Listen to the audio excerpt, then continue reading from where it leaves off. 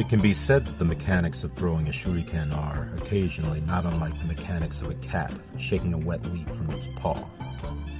With that in mind, consider today's grander lesson, that our least flattering moments are sometimes the most important to document. That's true with felines and in the shuriken zone.